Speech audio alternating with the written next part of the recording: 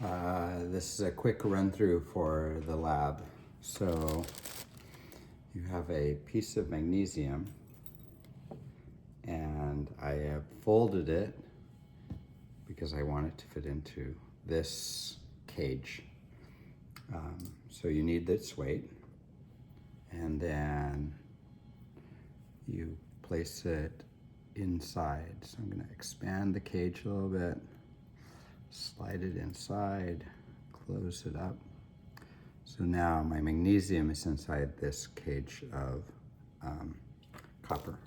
All right, you need some very strong acid. And so carefully pour, honestly, I forget, I think it's 8 milliliters of solution into the tube. Now, you have measurements, 1, 2, 3, 4, 5, 6, 7, 8. So that was pretty amazing. And this one will go up to 50. So there's an initial calculation of making sure that you don't get a mass that's too high. And the mass of magnesium that you use will actually create enough hydrogen to be measurable inside the tube.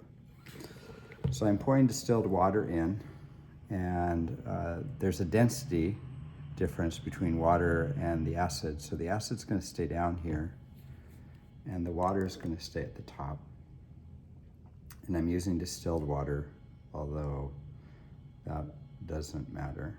And then at the very top, I'm just going to fill it up. And I'll take my cage and I'll put it inside. And this water is going to spill, which I don't necessarily care about. And then put that on there. I'm going to lower the ring around my